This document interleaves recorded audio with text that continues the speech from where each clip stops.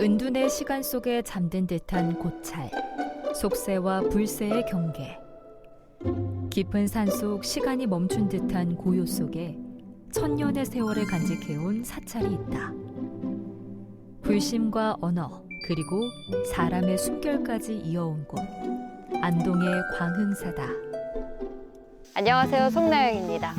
한국 정신문화에서도 안동의 깊이를 만날 수 있는 안동문화 백선. 오늘은 안동 서후면에 위치한 천년고찰 광흥사를 찾아왔습니다. 겉으로 보기엔 조용한 사찰 같지만 여기에는 놀라운 비밀이 숨겨져 있습니다.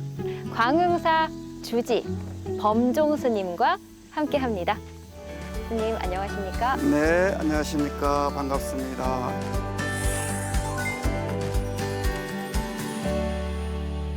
이 사찰이 겉으로 보기에는 아무 근심 없이 정말 사유할 수 있는 조용한 사찰 같은데 안동문화 백선 앞머리에 있단 말이죠. 네. 특별한 이유가 있을까요? 여기는 이제 한글하고 아주 깊은 인연이 있는 사찰인데요. 네. 그 이제 1827년도 중수기를 보면 470칸에 700칸이라고 이렇게 기록이 돼 있고 영남이라면서는 가장 큰 절이었다. 이런 기록들이 있습니다. 그러면 어느 정도인 걸까요? 지금에 있는 통도산이 뭐 큰 절이 있다고 하지만 그보다 더 큰 절이었다고 이렇게 보시면 되겠습니다.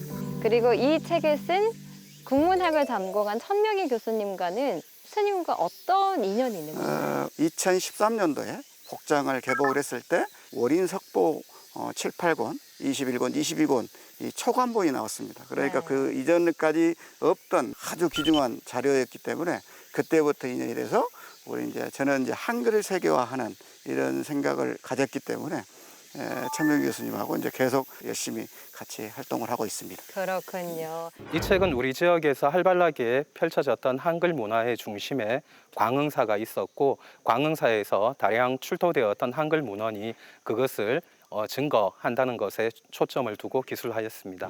그럼 천년고찰 광흥사로 주지 스님과 또 이 책과 함께 떠나볼까요?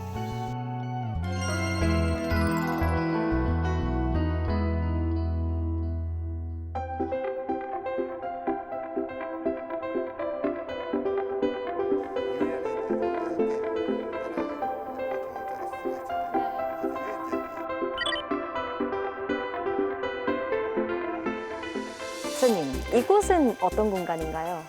여기는 이제 명부전이라고 현판에 이렇게 되어 있는데요. 이제 지장전이라고 얘기도 하는 이제 이런 공간입니다. 그래서 2013년도에 다양의 보물들이 나왔던 서지들이 나왔던 공간입니다. 그렇군요.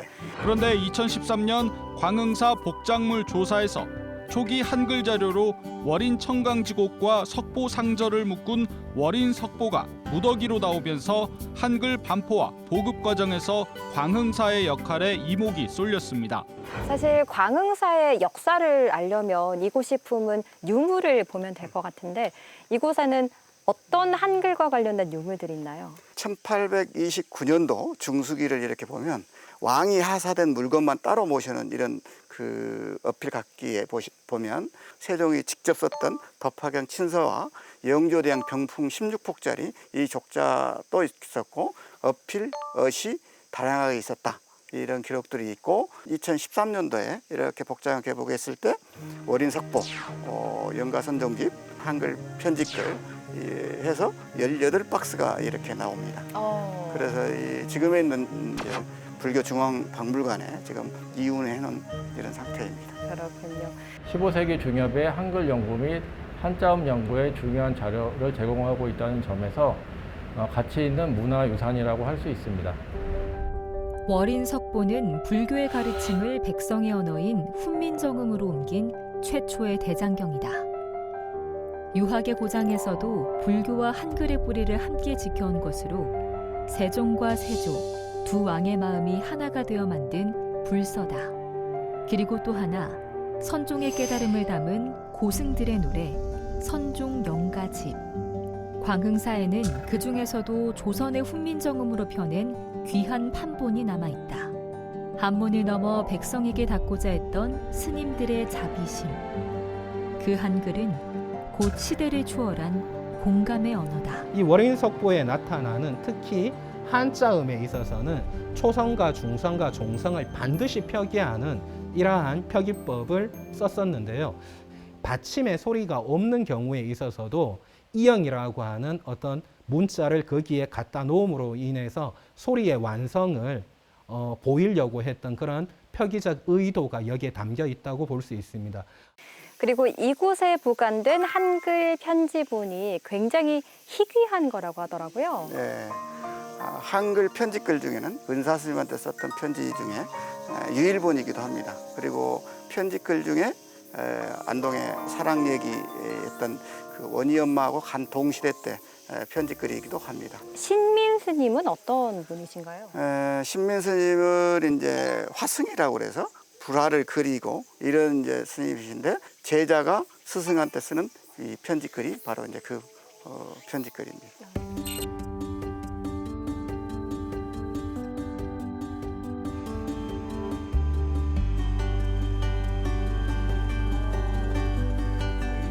이곳이 얼마 전 보물로 지정 예고된 응진전인 거죠? 예, 예, 맞습니다. 지금 이제 예고돼 있는데 보물 지정서도 이제 아마 올 겁니다. 그래서 지금 있는 응진전 하면 이제 부처님 제자들이 모셔져 있는, 그래서 봉정사에 보면 그 영산전하고 가람배치가 똑같다고 보시면 돼요. 그 다음에 화재로 소실되니까 영산하면은 남자를 이렇게 이제 쓸 수가 없으니까 밑에는 광흥사로 여기 이제 이렇게 쓰게 된 배경이 여기 있습니다. 응진전이 얼마나 오래된 건가요? 이제 올해가 지금 이제 의상스님 탄신 1400주년입니다. 네. 그래서 의상스님이 창건했던 이런 절이어서 약 1400년 정도 된 거라고 보시면 되겠습니다. 조선시대 간경도감의 지방 분소가 안동에 있었다는 얘기가 있던데요. 일단 간경도감이 뭐고 또 이 광흥사와는 어떤 관련이 있는 건가요? 간경도가 하면 세조 때 한글을 보급하는 인쇄의 본 고장이라고 보시면 됩니다. 한양에 하나 있었고 개성에 있었고 진주, 남원, 상주, 안동분소가 있었다. 이런 이제 기록들이 있습니다. 간경도감이라고 하면 일반인들은 생소한 용어인데요. 국가가 인정해주는 인쇄소라고 보시면 됩니다. 문자를 안다는 것은 하나의 권력이었기 때문에 일반 평민들이 그걸 할 수 있는 것도 아니고 조선 때 같은 경우는 문자를 아는 것은 20-30%뿐이 몰라요. 그래서 이 한글은 그때부터 민주주의를 실현하는 분이 바로 저는 세종대왕이다. 왜 그러냐? 백성을 사랑하는 그 마음에서.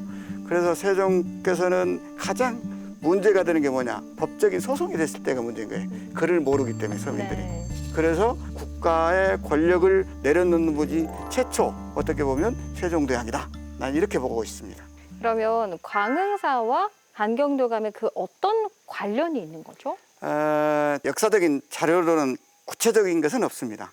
그러나 광흥사에서 인쇄된 책이 지금까지 가장 많이 남아있는 게 국립도서관이라든가 대학가라든지 이런 한글에 대한 자료들, 이게 이제 가장 많이 남아있는 것을 봤을 때 광흥사가 분소였다라는 것을 알 수 있고, 학조스님이라는 스님이 있습니다. 풍산 소산 출신인데 안동 김씨인데도 불구하고 맞인데도 출가를 이렇게 미리 합니다. 네. 그런데 이제 구전으로 내려왔을 때 신미 스님이라는 이 스님이 전설에 내려와요. 네. 그래서 네 발바닥을 봐라. 그거 보면 임금 왕자로 돼 있대요. 그 발바닥이. 그래서 잘못하면 역적으로 몰릴 수도 있고. 그래서 출가를 했던 분이 학조 스님. 그래서 중종 때까지 살으셨던데 여기 에련함에서도 사시기도 하고 했던 이런 분입니다. 그래서 한글하고도 연계 많이 언해하는 많은 역할들도 하셨던 네. 이런 분이십니다. 그렇군요. 신미 대사라는 분이 성녀 대표로 초빙이 되어서 집필을 했습니다. 그래서 그분이 이제 안동 광흥사하고 직접적인 인연도 있고, 그분의 제자가 또 학조 대사입니다. 해발 882m의 학가산은 안동에서도 가장 높은 산으로 동서로 길게 늘어지며 마루금을 이룬다. 안동의 진산으로 학이 날아가는 형상을 닮았다 하여 붙여진 이름의 산. 이곳 남쪽 기슭에 애련함이 있다.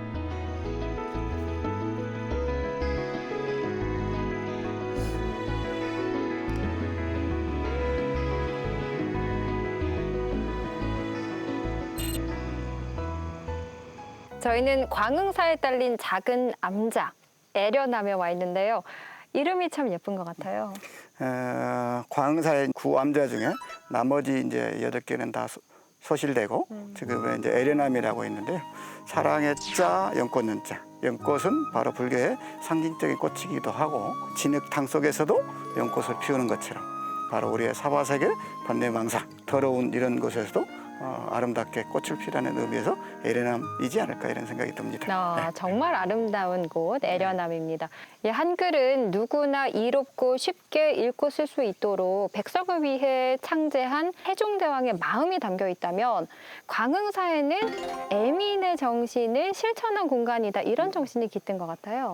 세종대왕은 어떻든 씨앗을 뿌려놓은 이런 상황이 됐고 한글에 이제 광흥사는 이것을 펼치는 이런 상황이지 않을까. 그래서 백성들한테 가르치는 일들이 바로 우리의 정신들을 바르게 알리는 이런 게 바로 이 광흥사의 할 일이 아닐까 싶습니다. 그 유신들은 유교학자들은 이 새 문자 창제를 별로 좋아하지 않았어요. 왜냐하면은 한자음을 고친다고 하는 건 그들에겐 굉장히 치명적인 겁니다. 원래 한자음을 가지고 과거 시험을 봐서 합격해서 들어와서 지금 이 신분을 누리고 있는데 그거를 세종이 고치면은 한자음 다시 배워야 되잖아요.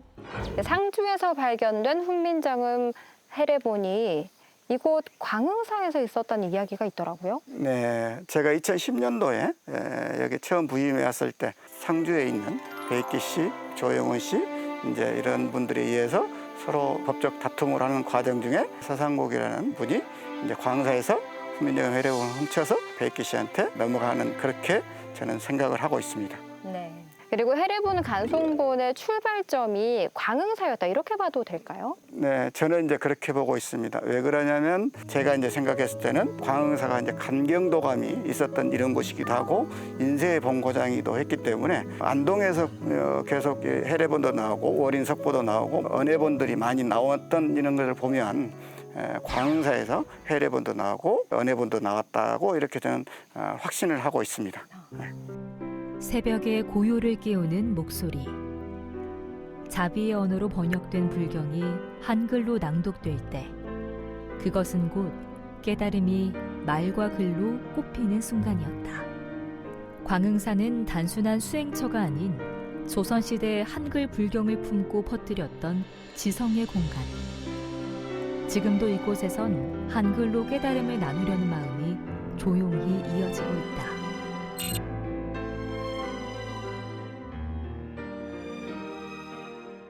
광흥사는 이제 월인 석보 초간본이 나왔었던 것이고 석보상절과 월인 청강지 합본해서 만드는 게 바로 월인 석보입니다. 이게 바로 이제 2013년도에 복장 개복에서 나왔던 초간본들이 나오게 된 거거든요.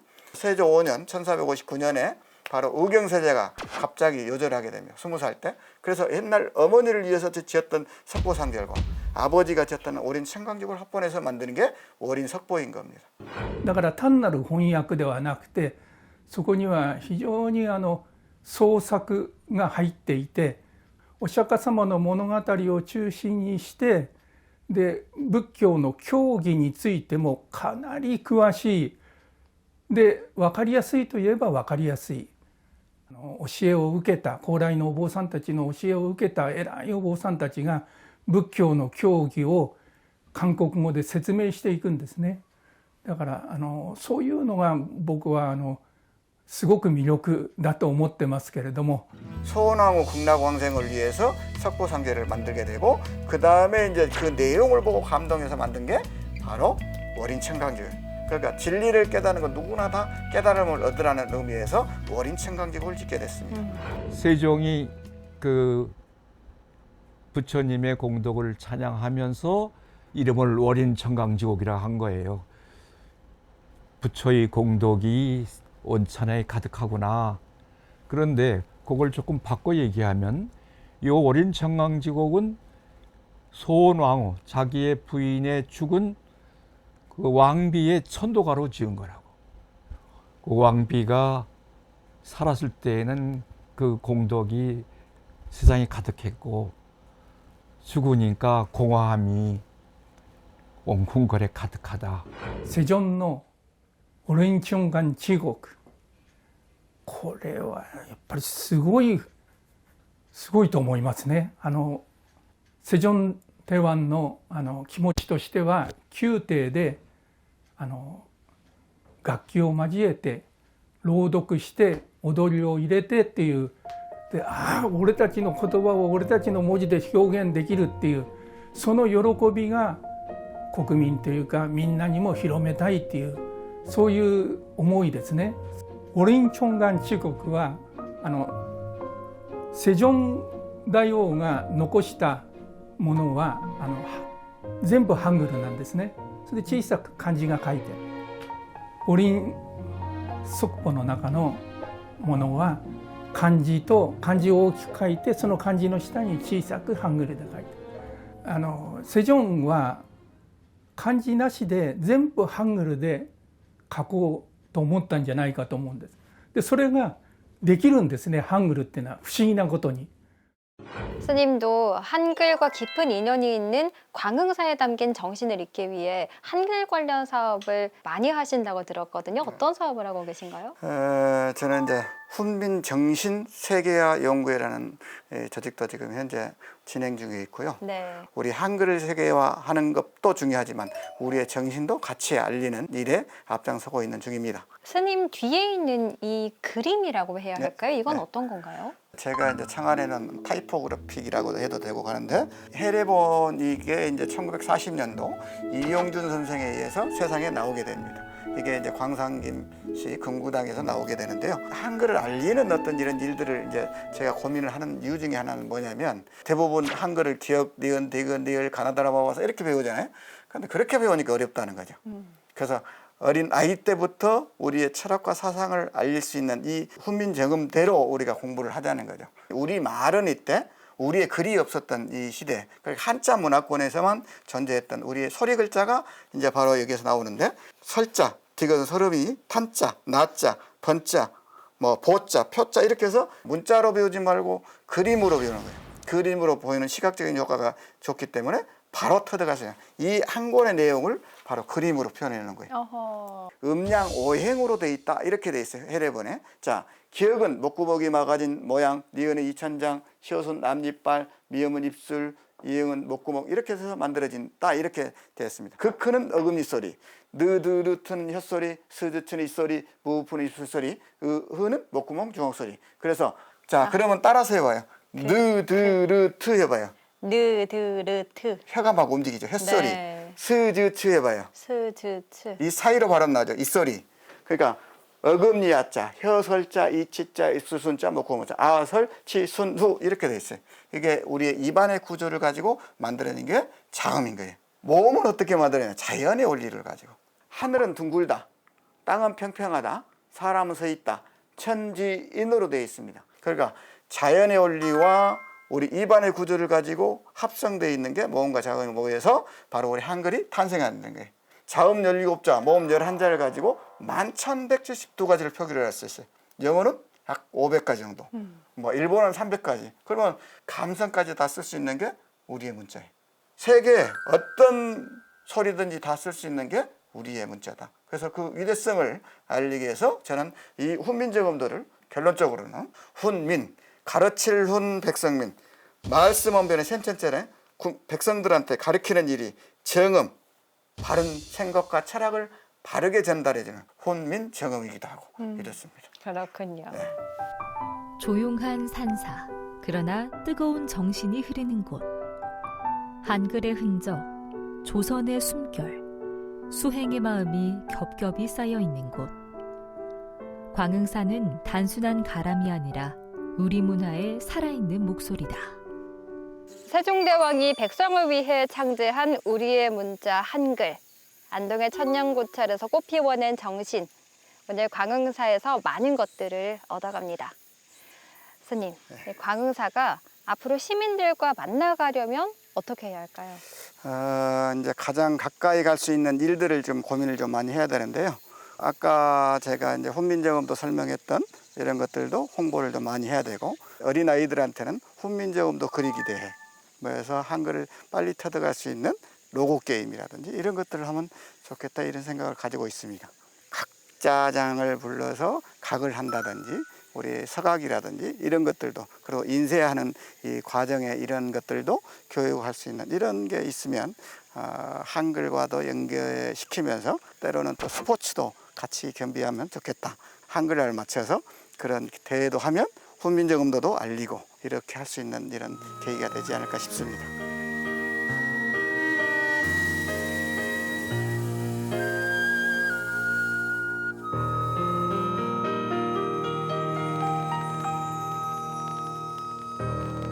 오늘 광흥사를 통해 많은 것을 배웠습니다. 한글은 단순한 문자 체계가 아니라 시대와 계층을 넘어선 소통의 정신이었음을 다시 한번 마음 깊이 새겨봅니다. 문화는 기억이며 공간은 말합니다.